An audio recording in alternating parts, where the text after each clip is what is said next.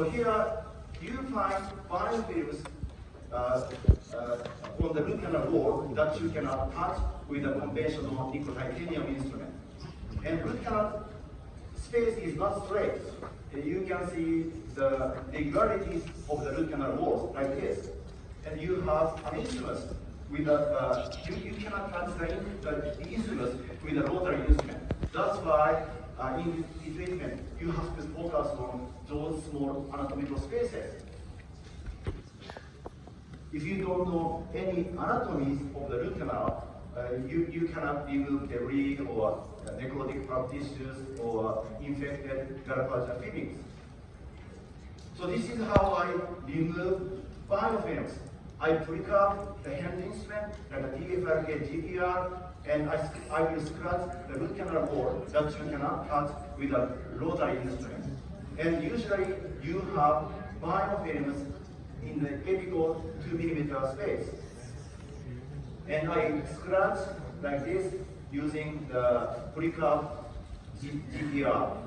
So if you have an oval root canal, you can go into the space that you cannot touch with a rotary instrument, and like this. So let me give you an example. So from the axial view of CBCT, I found the root canal oval. You see, an oval root canal space. And here is an isthmus. So because you cannot remove necrotic pulp tissue from the isthmus with a rotary instrument, I have no choice but to use the hand instrument, prick up. So let me show you a video for this case. So here is an isthmus. The main root canals are completely empty. Now I prick up the GPR and to help.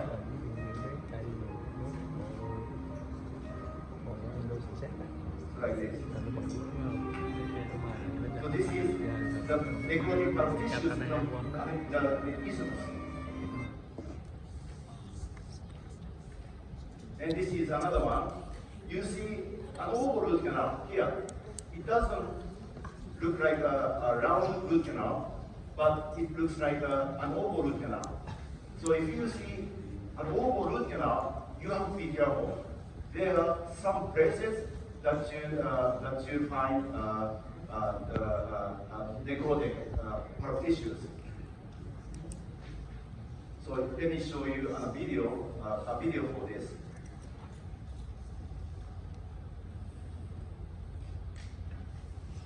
So you see an oval root canal under the microscope. It's not round, it's oval. Yeah.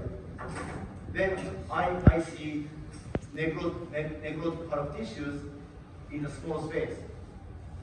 So here comes the necrotic pulp tissues. So this is how you remove the debris or necrotic pulp tissues from the small anatomical spaces. Then of course I put MTA here after removing the necrotic pulp tissues from the small space. And here is the 6 months post-op showing nice periodical healing compared to this. So another case, root fillings look good on the 2D radiogram. However, if you take 3D CT, you see untreated space here. You see an oval root canal. Whenever you see an oval root canal, just be careful. Take CBCT. Of course, without taking CBCT, you will never know if the root canal is oval or not. So you see the space, black space, you see the black spot here, and you see a big region under the root, and you see the black space from the top to the end. So this is the reason why this tooth has apical periodontitis. So I took a look. You see gallbladder fillings, but next to the gallbladder filling, you see necrotic pulp tissues. This is the reason, this is the cause of apical periodontitis. So, looking nice on the radiograph doesn't mean you have promised a big success. Always be careful whenever you see an oval root canal space. So I removed the necrotic pulp tissues from the oval root canal space like this, just with the same technique. And this is post-op. 1 month, 3 months.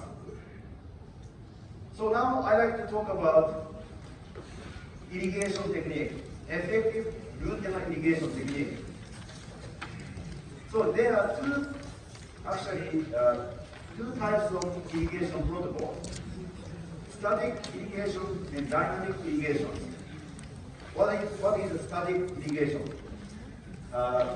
If you don't move the irrigation needle, that is called static irrigation.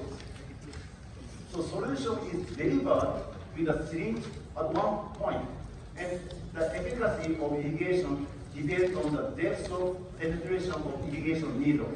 What about the dynamic irrigation? In other words, it is called active movement of the irrigation needle and instrument, like files. So if you use a small up and down motion as you irrigate the root canal, that is now called dynamic irrigation. But if you don't use the needle without movement, that is called static irrigation. Of course, dynamic irrigation is more effective than static irrigation. But static irrigation and also dynamic irrigation depends on the size of the instrument that you use and the taper and the size of the root canal space. So this study showed for dynamic irrigation, irrigation penetration was achieved with a few instruments. They use the ProTaper instrument, ProTaper S1 and ProTaper S2. So they achieved complete removal of debris from the root canal with only two instruments, ProTaper S1 and ProTaper S2, if you do dynamic irrigation. However, for static irrigation, complete exchange of the solution in the epical 1000 was impossible to achieve, because you just irrigate the root canal at one point. So it was impossible. You have to use some kind of movement to create the pressure when you are agitating the solution. And larger canal size and greater taper can facilitate the penetration and exchange of irrigant. So you need, if you want to be efficient in irrigating the root canal, you have to, in larger canal, you have to have a tapered root canal space. But if the more you remove denting, you will be more aggressive. So it's not good for the tooth, because everybody wants to be minimally invasive. So, but this is the final, because if you cannot reach the epical massage, you have no option but to enlarge the root canal with a big taper. What about the concentration of sodium hypochlorite? How many minutes do you have to keep irrigating the root canal? So this is a good answer. And this is a study done by Professor Marcus Papasaro in Canada. And he used 6% of sodium hypochlorite. 3 minutes, then he will reach more than 50% of the biofilm removal. If you use 6% sodium hypochlorite, 10 minutes, you will reach over 70% of removing biofilms. However, after 10 minutes, you could barely reach 80%. If you use 30 minutes, then you will be less than 80% of removing biofilms. So you can never reach 100% of removing biofilms. even if you use 6% of sodium hypochlorite. So it's not 100%. However, this will tell you how many minutes you should irrigate the root canal. So if you use sodium hypochlorite 3 minutes, 6% sodium hypochlorite 3 minutes, every 1 minute you will remove 80% of the biofilms. If you rinse the root canal with 6% sodium hypochlorite 10 minutes, every 3 minutes you will remove 3% of biofilms. After that, you will not be efficient. Every 1 minute, you can just remove 0.25% of biofilm. So this means you don't need to use sodium hypochlorite more than 10 minutes. Because after 10 minutes, you are not efficient in removing biofilms. Just irrigating the root canal. Yeah. So you need more power to remove more biofilms or bacteria. So there are many devices, irrigation devices available on the market, like Entovac, Dieselflow, Vibrees, and activators. Which one is most efficient? So there are many studies regarding the irrigation devices. But before I go there, you see, look at the river. So this is like a root canal. So you see the water is coming from the mountain towards towards the end of the river. But you know the water is keep flowing. However, if you look at the bank of the river, here, let's take a look. The main water comes down inside.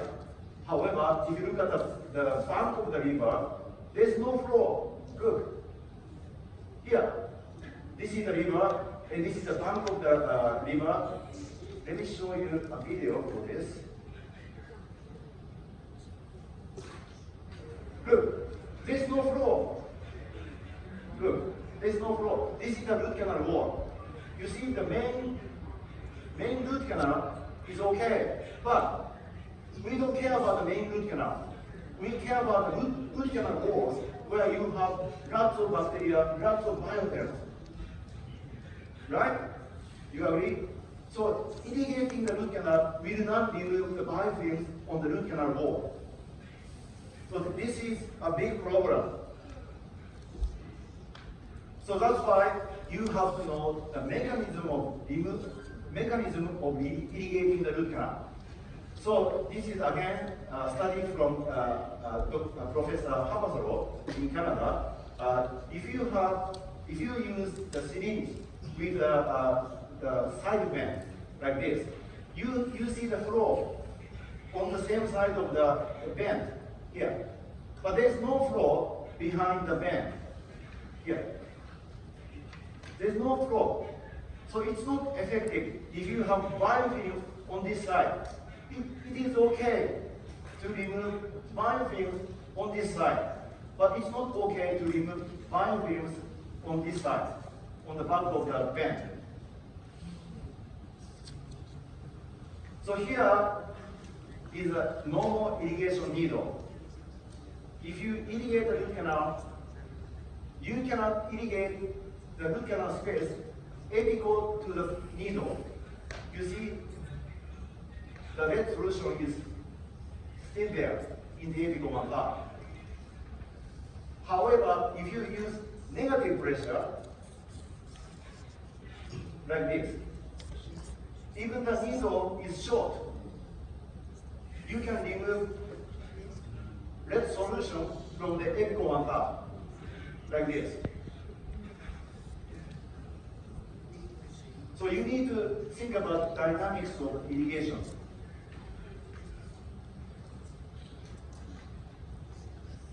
However, there was no significant difference between the Entovac Oh, by the way, the previous video was the video for end bump.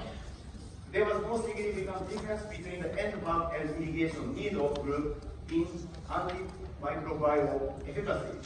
So, again, irrigating the root canal, reaching the root canal with irrigant doesn't mean you can remove biofilm from the root canal space. You need more power to remove the biofilms. Because especially in retreatment, you may have biofilms. There is a higher possibility of the biofilms formation inside the root canal if you see persistent apical periodontitis. So this is piezo flow.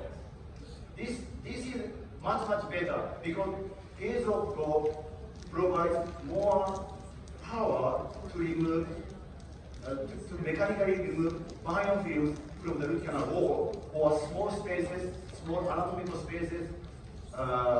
You can reach the small anatomical spaces with the irrigants because you can activate ultrasonics and activated irrigant will reach the small anatomical spaces.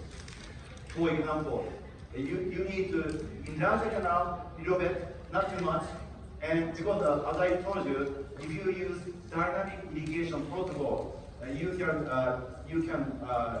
efficiently irrigate root canal. So you need a little bit space to send irrigant into small anatomical spaces. So you need to instrument root canal before you use piezo flow. And if you use piezo flow, you will reach small anatomical spaces, such as an isthmus and also lateral canal. So for example, I will show you a video for this. It's like removing gravities or paintings from the root canal wall. So, even if you want high pressure,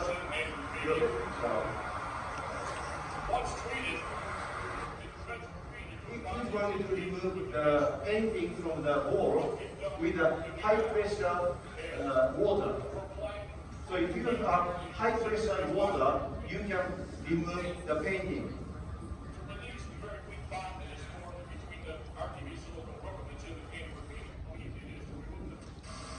Like this. Biofilm inside the root canal is a painting on the wall, like this. You cannot just, use water to remove the painting. You need more power to remove the painting from the wall. So he is using high pressure water. So if you use piezo flow, you can use high pressure activated, ultrasonically activated irrigant to remove biofilms from the root canal walls. So like this.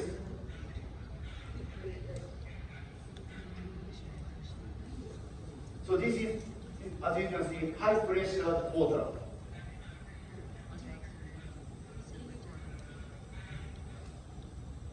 Energized with ultrasonics. So if you use the high pressure or energized water inside the root canal, it will create explosion inside the root canal. And the explosion will remove the biofilms from the small anatomical spaces. So I will show you a video for this.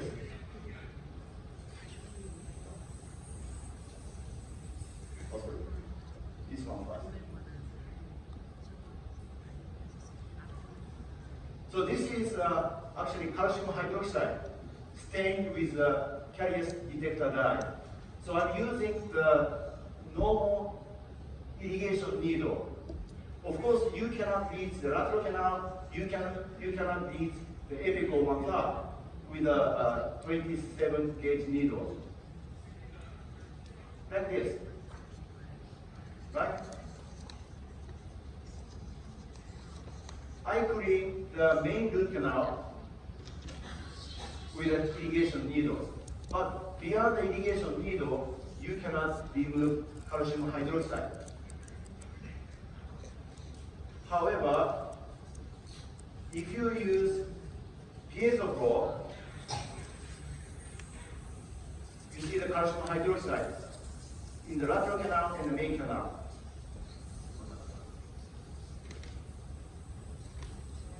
Then I will use orthosonically activated water. This is water. Now you see, I could immediately remove the calcium hydroxide from the lateral canal. I don't have to be in the lateral canal. What I'm using is just up and down motion and activated irrigant.